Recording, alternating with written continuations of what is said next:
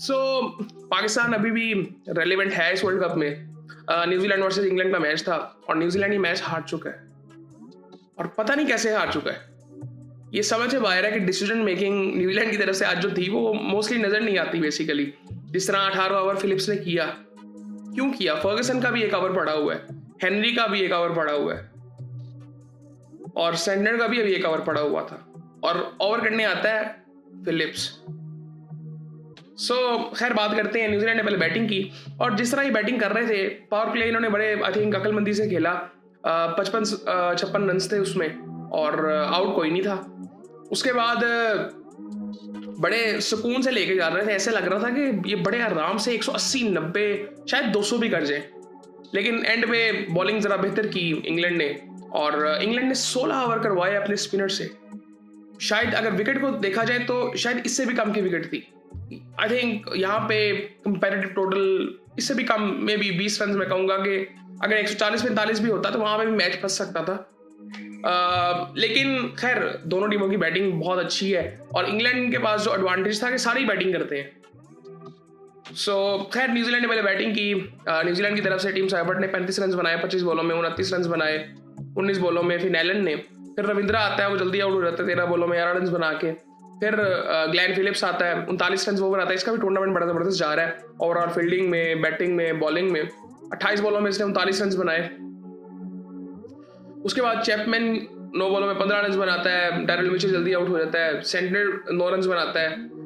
14 run मैकॉन्की बनाता है। But वो एंड में रिस्ट्रिक्शन इंग्लैंड की तरफ से होती है और वो रिस्ट्रिक्ट कर लेते हैं न्यूजीलैंड को 159 पे। और ये भी आखिरी बॉल में छक्का लगा था न्यूजीलैंड की तरफ से, जो कि उसने मारा था सेंटनर ने।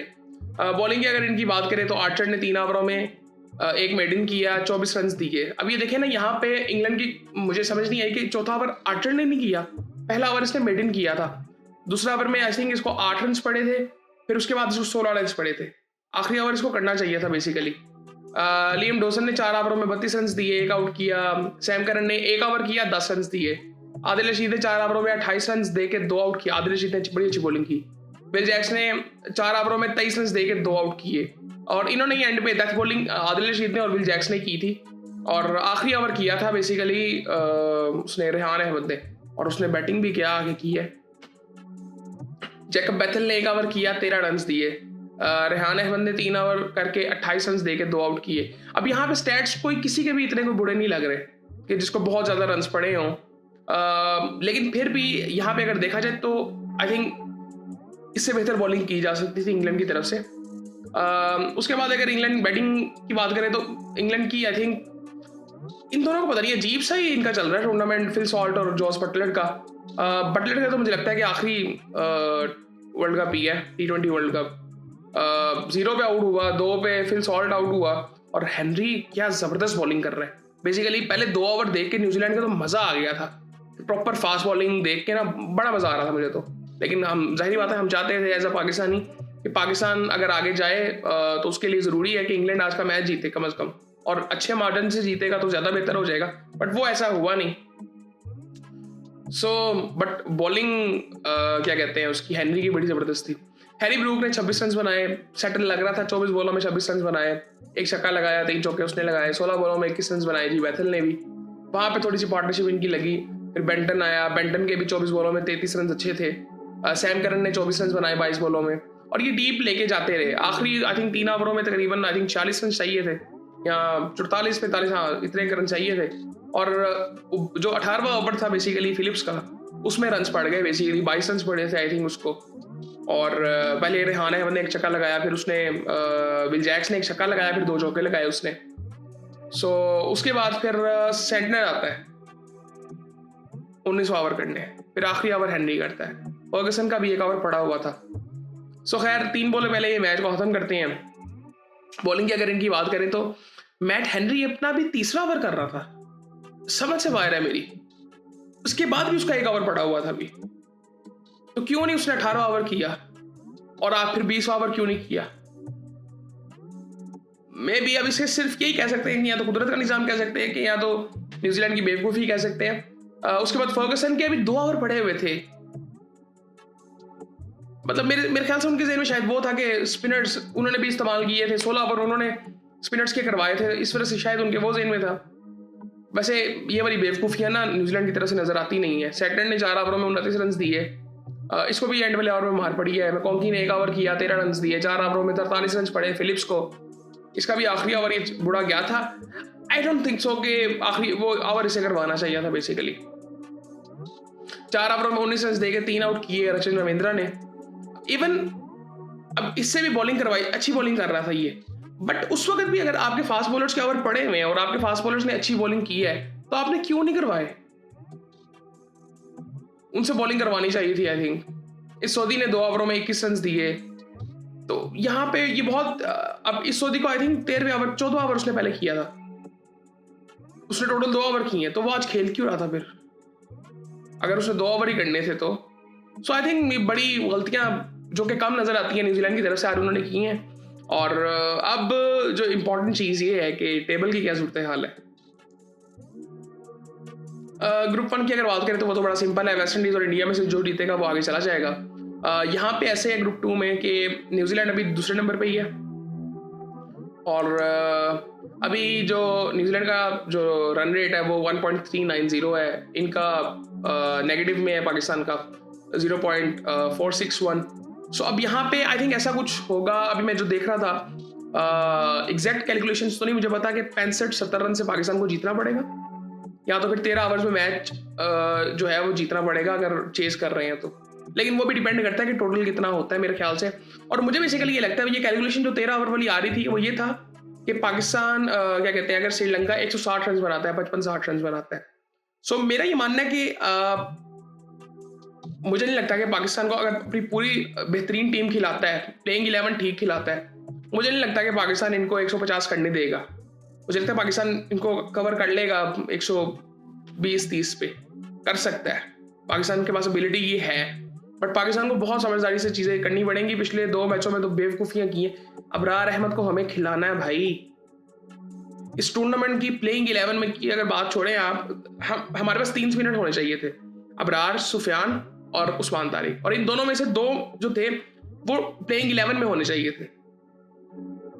इसी तरह शदाब अगर बैठ जाता है तो सुफियान उसकी जगह पे आ सकता था, शदाब अगर स्क्वाड में ना होता तो। लेकिन आई थिंक वो बड़ी अजीब सी एक स्क्वाड की एक मिस्टेक थी स्क्वाड को सिलेक्ट करने की। अब हर सवाल उठ रहे हैं और सारी ये बातें जो आजकल हो रही है ना कि वो माइक हैसन की वजह से सारा कुछ, आई डोंट थिंक सो कि वो इतना स्ट्रांग है। और मैं आपको एक चीज़ बताता हूँ, ये न्यूजीलैंडर्स जो बेसिकली होते हैं ना, ये बेसिकली काम होते हैं। और गैरी कर्सन और जेसन गिल्स्पी को जब हायर किया गया था उससे पहले भी माइक हैसन को अप्रोच किया गया था और इसने मना कर दिया था। बाद में फिर गैरी कर्सन आए थे और उन्होंने भी इसी वजह से छोड़ा था कि ज़ाहिर बात है उनको पावर, मेरिट की पावर नहीं मिल रही थी, मेरिट की पावर नहीं मिल रही थी कि मेरिट पे सारा कुछ होगा, इसलिए वो चले गए थे वो दोनों। उसके बाद अब ये वापस आ गए थे, इनको मना लिया था किसी तरह पाकिस्तान ने, और ये बेसिकली सेटल हो गए थे इधर। अब सेटल होने से मेरी मुराद क्या है, हमें समझना पड़ेगा कि हमारे यहाँ पे चीज़ें मुख्तलिफ तरीके से चलती हैं। न्यूजीलैंड को अगर देखें तो, या किसी भी वेस्ट के कंट्री को देखें तो बहुत डिफरेंट तरीके से चलती हैं। ये थोड़े से काम है इसीलिए यहाँ पे ये मैनेज हो रहे हैं। लेकिन एज ए मतलब फॉर एग्जांपल काफ़ी ऐसी चीज़ें हैं जो कि कोचिंग के मसले वहाँ पे नज़र आ रहे हैं जिसको आई थिंक देखा ही नहीं जा रहा। फिजियो वाले मसले नज़र आ रहे हैं। कल मैं देख रहा था वो ताबिश का शो, बेसिकली उसमें कई बातें ऐसी हो रही थी। अब्दुल रऊफ वो स्टेटिस्टिकली कुछ ऐसी बातें कर रहे थे, साइंटिफिक बैक बातें थी वो, और वो सुन के तो इतनी हैरानगी हो रही थी कि हम बेवकूफ़ हैं वाकई। इतने बेवकूफ़ लोग बैठे हुए हैं, हमने हायर किए हुए हैं बेसिकली। गोरे भी मेरिट में नहीं है बेसिकली। वो फिजियो वाली बात जो एक थी कि वो उन्होंने कहा था कि जी 8 साल से वो फिजियो है और ये मसले आ रहे हैं, इसमें फिजियो का बहुत अहम रोल होता है। तो क्या कर रही थी पीसीबी वहाँ पे? उनको पता ही नहीं है कुछ। सो दूसरी भी चीज़ आती है माइक हैसन की जो बात करते हैं। आई डोंट थिंक सो कि ठीक है वो ये कह सकते हैं, वो मेरे ख्याल से जो अप्रोच उनकी थी ना कि शादाब एक अच्छा T20 का प्लेयर है, उसको होना चाहिए, दैट्स इट। इससे ज़्यादा कुछ नहीं। इससे ज़्यादा, इससे आगे जो चीज़ें शुरू होती हैं ना वो पाकिस्तान में शुरू होती हैं। हमारे कल्चर में जो चीज़ें हैं वो वहाँ पे शुरू होती हैं। आकिब जावेद कहाँ पे हैं इस वक्त? समझ से बाहर है वो, ठीक है। तो ये हमारे यहाँ पे ये माइक हैसन इस वक्त फेस बन जाएंगे। एट द एंड क्या होगा? मैक्सिमम ये होगा कि वो छोड़ के चला जाएगा, वो सारा कुछ उसके ऊपर डाल देंगे तो जो सेफ्टी जिसको मिलनी है, प्रोटेक्शन जिसको मिलनी है वो मिल जाएगी।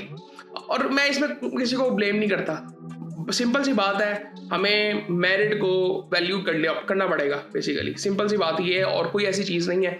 मेरिट पे आप करेंगे और आप मेरिट पे अगर टीम ले भी आए ना, उनको भी सेटल होने में टाइम लगेगा। पहले मेरिट पे आपको टीम बनानी पड़ेगी, उसके बाद अपने सिस्टम को ठीक करना पड़ेगा, उसके बाद अपनी अप्रोच को भी ठीक करना पड़ेगा कि हमें करना क्या है। हमें तो ये नहीं पता कि हमें टीम कैसी बनना है। आपके पास ये आप ये उठा लें, कोई भी प्लेइंग 11 उठा लें, टॉप ये पाकिस्तान 7वें 8वें नंबर पे है, उठा लें टॉप 8 टीमों में से कोई भी टीम। पाकिस्तान स्किल लेवल पे कहीं पे भी मैच नहीं करता किसी से भी, स्पेशली T20 और T20 में बेसिकली नहीं मैच करता। स्किल लेवल वो नहीं है, अप्रोच वो नहीं है, माइंडसेट वो नहीं है, गेम अवेयरनेस वो नहीं है, सेल्फ अवेयरनेस कोई नहीं है, कुछ नहीं पता इनको। खैर ये सारी चीजें हैं और ये ब्लेम जो ये माई हैजन में किया जा रहा है कंप्लीटली मैं इनका कसूर नहीं समझता, लेकिन ये पिछले कुछ दिनों में जो बेवकूफियां की हैं ये बहुत गलत है, ये बहुत ज्यादा हो गया है कि अबरार बाहर बैठ गया। मैं नहीं समझता कि अबरार बाहर बैठ सकता है, और अबरार और एक क्या नाम है साजिदा फरहान, ये 2 प्लेयर्स ऐसे हैं कि जो बाहर नहीं बैठ सकते, मुझे बेसिकली ये लगता है। और दूसरी ये चीज़, एक बात जो अब ये हो रही है कि कप्तान भी चेंज होगा, जो कि हर दफ़ा होता ही है, मुझे नहीं लगता हमें कप्तान चेंज करना चाहिए। हमारे पास कोई नहीं है, हम सबको ट्राई कर चुके हैं, इवन शादाब भी कप्तान बन चुका हुआ है, लेकिन मुझे लगता है कि ये करेंगे, शादाब को बना देंगे कप्तान, बट होना नहीं चाहिए। आइडियली मैं समझता हूँ कि नहीं होना चाहिए, टीम में चेंजेस की ज़रूरत है, मेरिट में चीज़ें होनी चाहिए, बट आई थिंक कप्तान नहीं हमें चेंज करना चाहिए, हमारे पास ये बेहतर ऑप्शन है। बाकी जो आई थिंक मैं एक बात करता हूँ कि हमारे यहाँ पे जो मीडिया में बातें होती हैं ना, तज्जियाकार आके बात करते हैं, इवन मैं ताबिश के शो की अगर मिसाल दे रहा हूँ, वहाँ पे काफ़ी हद तक सेंसिबल बातें होती हैं, बट उस वहाँ पे भी आप ये देखें कि एक्स क्रिकेटर्स ही बैठे हुए हैं, अहमद शहजाद, मोहम्मद आमिर, राशिद लतीफ़, कई दफ़ा उनकी बातों की भी सेंस नहीं बनती, वो ऐसे नज़र आता है कि वो पर्सनल खुन्नस कोई है। और वो दूसरे शोज़ की मैं अगर बात करूँ, आपको याद होगा कि डायरेक्टर थे एक टाइम पे मोहम्मद हफीज़, वो भी चले गए थे। वो क्यों चले गए? वो भी इसी वजह से चले गए थे। जाहिर बात है कि वो एक सीधा बंदा था, वो कहता था कि ये करना है तो करना है। उसके बाद मैं कभी एक देख रहा था, मैं वो सकलैन मुश्ताक का क्लिप कोई देख रहा था, वो डिफेंड कर रहे थे अभी भी शादाब को, सीरियसली। वो हफीज वो बैठा हुआ था उधर, उसने तो वो बातें की जो उसको करनी चाहिए थी, बिल्कुल मेरिट में वो बातें थी, और मैं हैरान था वैसे सीरियसली। और ये लोग हमारे सिस्टम में थे। मैं आपको ना एक चीज बताता हूँ, हम लोगों को असल में पता ही नहीं है कि हमें किस तरह के लोग चाहिए और उनके अंदर क्या एबिलिटीज होनी चाहिए। फॉर एग्जाम्पल, हम हेड कोच की मिसाल लेते हैं ना, किसी भी लीडरशिप के रोल के लिए, लीडरशिप सिर्फ एडमिनिस्ट्रेशन में नहीं आती जहां पे सिर्फ मैनेजमेंट का काम आता है, प्लेयर्स का कोई ताल्लुक ही नहीं है, क्रिकेट का कोई ताल्लुक ही नहीं है। जब बात की जाती है ना कि प्रॉपर प्रोफेशनलिज्म की, जहां पे सिर्फ आपको चीजें मैनेज करनी है, प्लेयर्स की हद तक मैं बात नहीं कर रहा डायरेक्टली, लेकिन डायरेक्टली जो प्लेयर्स के साथ भी जो लीडरशिप रोल्स में होते हैं, जिस तरह हेड कोच हो गया, इवन मैनेजर हो गया, इनके अंदर भी लीडरशिप क्वालिटीज होनी चाहिए। आप ये देखें, ये किस रोल में आते रहे हैं, वकार यूनुस वगैरह, मिसबाहुल हक, ये सकलैन मुश्ताक, ये जिस रोल में आते रहे, वहां पे भी वो एडमिनिस्ट्रेशन की कुछ एबिलिटीज चाहिए, जहां पे आपने प्लेयर्स को मैनेज किसी ना किसी हद तक करना होता है। और इनकी सोच इतनी डिफेंसिव और इतनी अजीब सी है, मैं हैरान था कि वो टीवी में बैठ के वो अभी भी डिफेंड कर रहे हैं। उन्होंने अबरार को बाहर बिठा दिया, अपनी प्लेइंग 11 उन्होंने बनाई, तो मैं हैरान था इस चीज पे। और एज अ बॉलर इतनी मैं रिस्पेक्ट करता हूं उस बंदे की, जो एबिलिटीज उस बंदे में थी। उनका तो करियर ही बड़ा छोटा था सकलैन मुश्ताक का, बट उनमें जो एबिलिटीज थी, मैं बहुत रिस्पेक्ट करता हूं उस बंदे की। बट ये सोच नहीं होनी चाहिए बेसिकली। सो खैर, इवन रमीज राजा के साथ भी वो बने थे, मुझे बड़ी खुशी हुई थी जब वो चेयरमैन बने थे, लेकिन वो भी जिस तरह से सपोर्ट कर रहे थे ना, बिल्कुल वन वे जाके बाबर को, वो मुझे ठीक नहीं लग रहा था, क्योंकि उस वक्त हमने बेंच स्ट्रेंथ कोई नहीं बनाई और वो अभी भी ये चीज़ कर रहे होते हैं। सो खैर, ये सारी चीज़ें हैं और बहुत सी चीज़ें ठीक होने वाली हैं। उम्मीद मुझे कोई नहीं है ठीक होने की। बाकी फिर आपसे बात होती है।